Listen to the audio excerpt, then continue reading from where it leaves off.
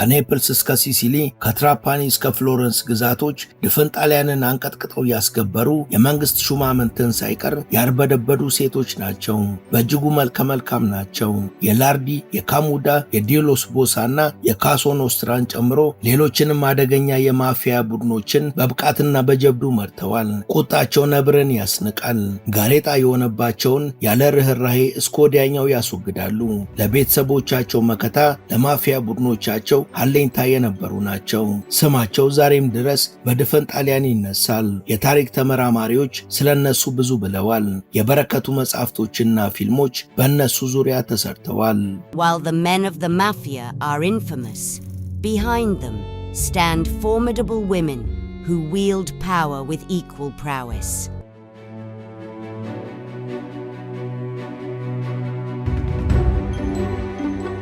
ወደ ቻናላችን ቤተሰቦች በዛሬው መሰናዷችን ግዙፍ የማፊያ ቡድኖችን በአስገራሚ ብቃትና በላቀ ጀብደኝነት ስለመሩ 10 እንስቶች እናወጋችኋለን።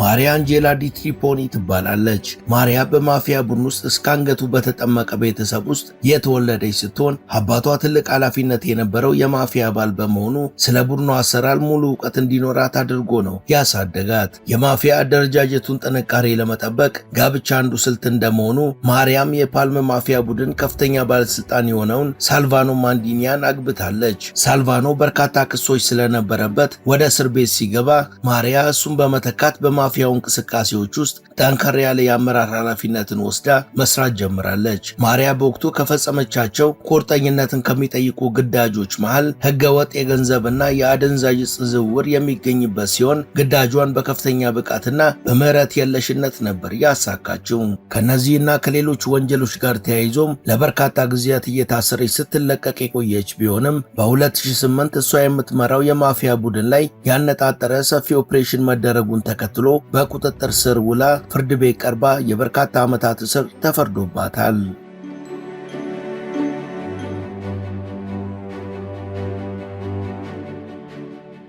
ራፋኤል ዴልታሪዮ ትባላለች። ራፋኤላ ብዙዎች ትልቋ ድመት እያሉ ነው የሚጠሯት።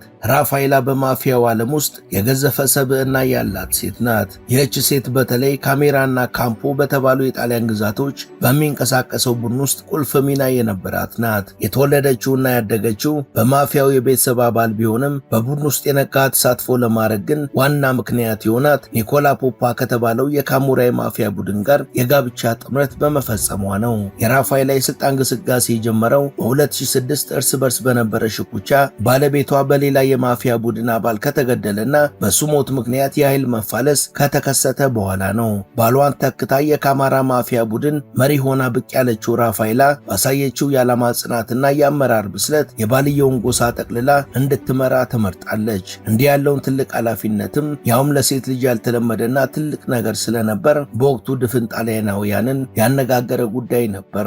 በራፋኤላ አመራር ምክንያትም ፒዮን ዴላሪዮ የተባለው የባሏ ጎሳ ከፍተኛ ሀብት ማግኘትና ሰፊ ግዛትን ማስተዳደር ችሏል።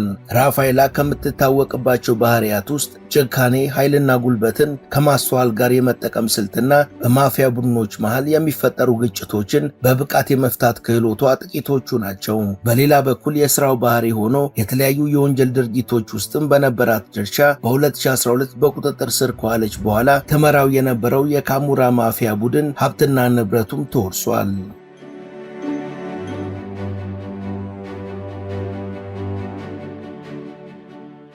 ሙሉ ስሟ ፓትሪሲያ ዲናሮ ይባላል። ፓትሪሲያ እጅግ ታዋቂ ከሆነው ከመሲና ዲኔሮ ቤተሰብ የተወለደችና በሲሲሊ የማፊያ መዋቅር ውስጥ ከፍተኛ ቦታ የነበራት እንስት ናት። ቤተሰቧ ኮሳ ኖስትራ በተባለው ቡድን ውስጥ ስር የሰደደ ሲሆን የማፊያ ቡድኖች መናኸሪያ ከሆነችው ትራፓኒ ግዛት ከሚገኙ ካስቴላ ቬትራን ከተባለው የቤተሰብ ዘር የተገኘ ነው። ፓትሪሲያ በጣሊያን በጥብቅ የሚፈለገውና ጭራው የማይያዘው የማቴዎ ሜሴና እህት ናት። ወንድሟ ማቴዎ የማፊያ አለቃና ከተግባሩ የተነሳ ሰይጣኑ የሚል ቅጽል ስም የወጣለት ነው። ይህ ወንድሟ ከ1993 እስከ ጥር 2023 ከህግ አካላት ጋር አባሮች ሲጫወት የቆየ እጅግ ጠንካራ የማፊያ አለቃ የነበረና ለ10 ዓመታት የሲሲሊ የማፊያ መረብን ከቤተሰቡ አባላት ጋር በመሆን በጥብቅ መዳፉ እየመራ የነበረ ወጣት ነው። ፓትሪሲያ ደግሞ ወንድሟ ከህግ አካላት ለመሰወር እግሬ አውጪኝ ካለበት ከ2023 ጀምሮ የወንድሟ ቀኝ እጅ በመሆን የሲሲሊ ማፊያ ቃል አቀባይነትን ከሌሎች የቡድን ኦፕሬሽኖች ጋር በተቀላጠፈ ሁኔታ በብቃት የተወጣች ናት። በነሐሴ 2023 ግን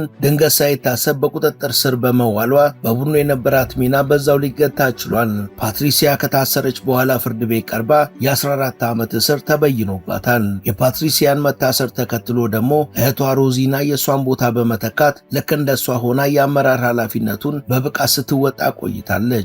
ገና ከአጭር ጊዜ በኋላ እሷን በፖሊስ ቁጥጥር ስር ገብታ እህቷን ተከትላ ዘብጥያ ወርዳለች።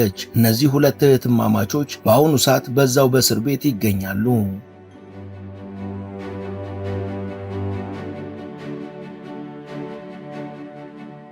ኔላ ሴርፓ ትባላለች። ኔላ እጅግ ጠንካራ የማፊያ መሪ የነበረችና በማፊያው ማህበረሰቡ ስለ ሴቶች የነበረውን አመለካከት ከስሩ ነቅላ ማሽቀንጠር የቻለች ሴት ናት። ኔላ ወደ ማፊያው ቡድን አመራርነት የመጣችው የወንድሟን የሴርፓን ሞት ለመበቀል ሲሆን ወደ ኃላፊነት ከመጣች በኋላም በአጭር ጊዜ ውስጥ ስኬታማ የሆኑ 2 የበቀል ግድያዎችን በመፈጸም የወንድሟን ደም በትኩሱ መበቀል በመቻሏ በቡድን ውስጥ ያላት ተጽዕኖ በእጅጉ ከፍ ብሏል። ለአለቅነት ሁሉም የመረጧትም በእነዚህ ጀብዶቿ ነው። በብዙዎች ዘንድ ለብሎንድ ተብላ የምትጠራው ኔላ በአመራር ብቃቷ የተዋጣላት በመሆኑ በእጅጉ ሰፊ የሆኑ የማፊያ ግዛቶችን የመምራት ዕድልን አግኝታ ነበር። ግና በ2014 በቁጥጥር ስር ውላ ፍርድ በማዛባት በእጽ ዝውውር፣ በነፍሰ ገዳይነትና በሌሎች ተግባሮች ተከሳ የዕድሜ ልክ እስር ተፈርዶባታል። ኔላ ግን እስር ቤትም ሆና ለበርካታ ዓመታት በአመራርነቷ ቀጥላለች። ውድ የመሿለኪያ ላይፍ ቤተሰቦች አብራችሁን ስለሆናችሁ ከልብ እናመሰግናለን። በአጭር ጊዜ በበርካቶች ተወዳጅ የሆነችው መሿለኪያ ላይፍ ቻናል የበለጠ እንድታድግ ሰብስክራይብ ያላደረጋችሁ አንድ ጊዜ ሰብስክራይብ በማድረግ እንድንበረታ እንድታግዙን አስታውሰን ተረካችንን እንቀጥል።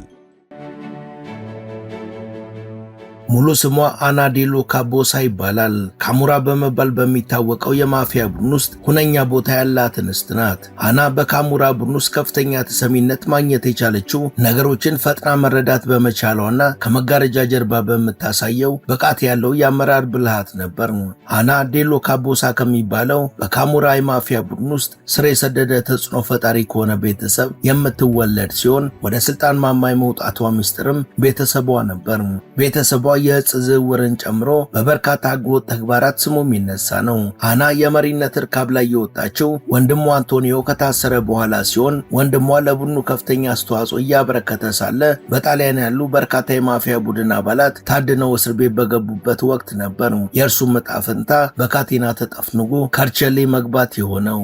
በዚህ ጊዜ ነበር ፈጽሞ አታስቡ እኔ ያለው በማለት አና በቆራጥነት ጎሷንና ድርጅቷን ለመታደግ ወደ አመራርነት የመጣችው። አና ወደ ስልጣን ስትመጣ ጋኖች አለቁና ምንቸቶች ጋኖኑ በማለት በርካቶች አፊዘው ነበር። አና ግን በአስደናቂ ጀብዶቿ፣ በስልታዊ አስተሳሰቧ፣ በቆፍጣናነቷና በአስተዳደር ብቃቷ በአጭር ጊዜ ውስጥ በወዳጅም ሆነ በጠላት ዘንድ ክብርን፣ አድናቆትንና ታማኝነትን ማግኘት ችላለች። በአና የአመራር ዘመን የዴሉካ ጎሳ ከፍተኛ ሀብት ማከማቸት የቻለ ሲሆን በኔፕልስ የነበሩትን ግዛቶችም ማስፋፋት ችሎ ነበር።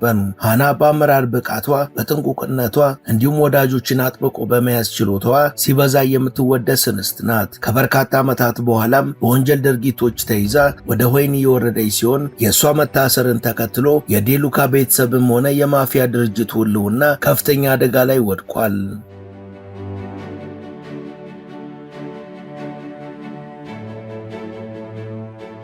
ቴታ ማሪስካ አሉና ትባላለች። በርካቶች ትንሿ አሻንጉሊት በማለት ነው የሚጠሯት። ቴታ ወላጅ አባቷ የማፊያ አለቃ የነበረ ሲሆን ገና ከልጅነት ዕድሜዋ ጀምሮ ነበር አባቷ ቡድኑ ስለሚመራባቸው ህጎችና ደንቦች እንዲሁም ስለ ስራዎቹ ያስጠናት የነበረው። ቴታ እጅግ ቆንጆ በመሆኗ ህልሟ ሁሉ በፋሽንና በውበት ኢንዱስትሪ ውስጥ መሰማራት ነበር። ይህ ህልሟ ግን ምኞት ብቻ ሆኖ አልቀረም። በ1954 ሚስ ሮማ የሚባለውን የቁንጅና ውድድር ማሸነፍ የቻለች ሲሆን በ1955 ግን ከካሙራ የማፊያ ቡድን መሪዎች አንዱ የሆነውን ፓስካል ሲሞኒን ማግባቷን ተከትሎ ሕይወቷ የተለየ አቅጣጫ ያዘ።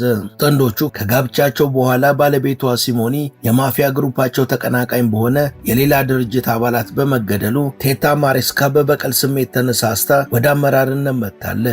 ቴታ ባሏን እንደገደለ የሚጠረጠረውን ግለሰብ በአደባባይ ተኩሳ በመግደል የዋዛ እንዳልሆነች ያስመሰከረች ሲሆን የሕግ አካላት በያዟት ጊዜም ምንም አይነት ጸጸትና ሐዘኔታ ሳታሳይ የባሌን ገዳይ ነው የተበቀልኩት፣ በዚህም ደስተኛ ነኝ ብላ ድርጊቷን በማመኗ 18 ዓመት ተፈርዶባት ነበር።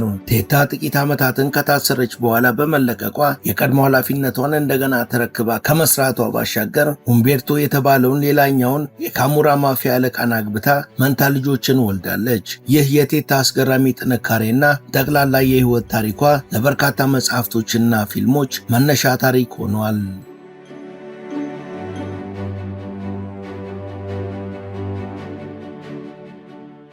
ሙሉ ስሟ ኢናማታ ይባላል። በበርካቶች ዘንድ ላኦራ በመባል የምትጠራና የተዋጣላት የማፊያ ቡድን ዘዋሪ ናት። የኢናም ህይወት በተደራጀ የወንጀል እንቅስቃሴዎች ውስጥ ሴቶች ምን ያህል ብቃትና ድርሻ እንደነበራቸው ማሳያ ነው ሲሉ በርካታ የጣሊያን ታሪክ ተመራማሪዎች ይናገራሉ። ኢናማታ ወደ ማፊያው መንደር የገባችው በትዳር አጋሯ በጄፈር ሞት ምክንያት ሲሆን በአጭር ጊዜ ውስጥ ነበር ይሁንታን ማግኘትና ተጽዕኖ መፍጠር የቻለችው። ባለቤቷ በ1970ዎቹ መጨረሻ ከሞተ በኋላ የሱን ኃላፊነት በመውሰድ በኩዊንቺ ግዛት የሚገኘውን የማፊያ ድርጅትም ሆነ ጎሳውን በመሪነት ማስተዳደርም ችላለች። ኢናም በአመራርነት ዘመኗ ጎሳውንም ሆነ ድርጅቱን እጅግ ሀብታምና በእጅጉ የሚፈራ ማድረግ ችላለች። ኢናም የግዛት ክልሏን የመቆጣጠር ችሎታዋና ውስብስብ የሆኑ የወንጀል ኦፕሬሽኖችን የመምራት ብቃቷ በሁሉም ዘንድ ከበሬታንና ተደማጭነትን አትርፎላታል።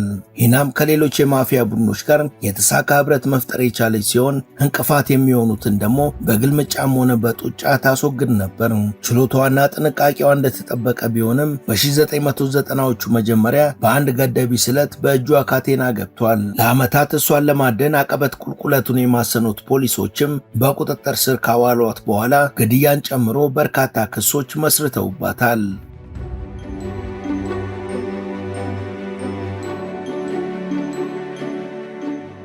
ሮዚታ ኮቶ ትባላለች። በርካቶች ውሽሚት በሚለው ቅጽል ስሟ ነው የሚጠሯት። ሮዚታ በካሙራ የማፊያ ቡድን ውስጥ ከፍተኛ ተሰሚነት ያላት ሴት ናት። ሮዚታ በኃላፊነት ትሰራ የነበረው በወንድሟ ኢምፓየር ውስጥ ሲሆን ራፋኤል ኮሎ የሚባለው ወንድሟ እጅግ የሚፈራ ጠንካራ አለቃ ነበር።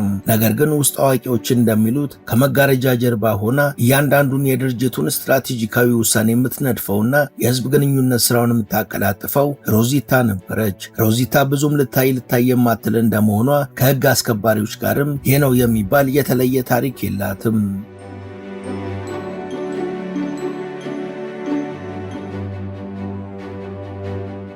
ሙሉ ስሟ አርሜሊያ ኢሊያኖ ይባላል። በርካቶች ባለ ሰማያዊ አይኗ በማለት ይጠሯታል።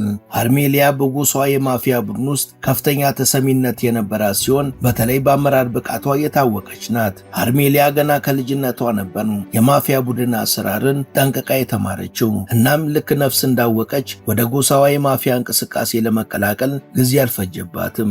ነገር ግን በ2000 የጣሊያን ፖሊስ በማፊያ ቡድናቸው ላይና በሌሎች ላይ ያደረገውን ያልተጠበቀ የአደን ዘመቻ ተከትሎ በቁጥጥር ስር ውላ 7 ዓመት ተፈርዶባታል።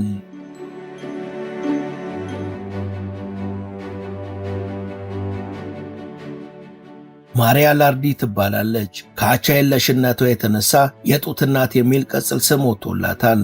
ማሪያ በጣሊያን የማፊያ ታሪክ ስሟ ዘውትር የሚነሳና የምትወደድ ሴት ናት። በ1951 በኔፕልስ የተወለደችው ማሪያ ወደ ስልጣን ብቅ ያለችው በላርዲ ጎሳ ስር በመሆን ነበር።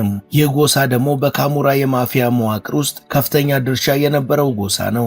በማሪያ የአመራርነት ዘመን ጎሳው በርካታ እድገቶችን ማስመዝገብ የቻለ ሲሆን ማሪያ ደግሞ በተለየ ሁኔታ እንከን የለሽ የሆኑ ስኬታማ የወንጀል ኦፕሬሽኖችን በመፈጸም ትታወቃለች። ወንድሟ ጃሮ ላርዲ በ1994 በእስር ቤት ከመሞቱ በፊት የጎሳው መሪ ነበር። የሱን መሞት ተከትሎ ታዲያ ወደ ስልጣን የመጣችው ማሪያ በርካታ ነገሮችን መጋፈጥ ስለነበረባት ለእያንዳንዱ ነገር ትኩረት በመስጠት ሁሉንም ነገሮቿን በንቃት ነበር የምትፈጽመው። ፖሊስ ደጋግሞ ሊይዛት ቢሞክርም በርካታ ጊዜ ተስኖት ከቆየ በኋላ በ2001 ይዟት ፍርድ ቤት ያቀረባት ሲሆን በወቅቱ 10 ዓመት ተፈርዶባት እስር ቤት ገብታ ነበር። ነገር ግን ጊዜዋን ሳጨርስ በ2009 ተፈታ ወደ ቀድሞ የአመራር ስራዋ በመመለስ በካሙራ ውስጥ እጅግ ከፍተኛ የሆነ ተጽዕኖን ማሳደር ችላለች። ማሪያ በጎሳዎችና በማፊያ ቡድኖች መካከል ሰፋ ያለ ውይይትና የእርቅ ስነ ስርዓት በማካሄድ የጎሳዋንም ሆነ የሌሎችን ውስጣዊ ጥንካሬ በእጅጉ ያሳደገች ሴት ናት። ማሪያ በ2021 እንደገና ተይዛ ለእስር የተዳረገች ሲሆን እስካሁን ምን ያህል ዓመት እንደተፈረደባት የሚታወቅ ነገር የለም። ነገር ግን እስር ቤት መሆኗ ተሰሚነቷ እንዳልደበዘዘና የአመራር ብቃቷም እንደነበረው እንደቀጠለ ታውቋል።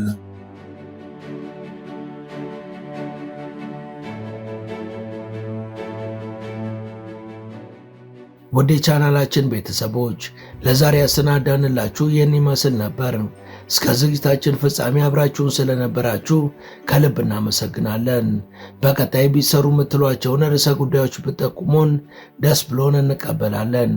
ቻናላችንን ሰብስክራይብ ማድረግ፣ የደውል ምልክቱን መጫንና ላይክ ማድረግ አትዘንጉ እያልን ለዛሬ በዚሁ ተሰናበትን። መልካም ጊዜ።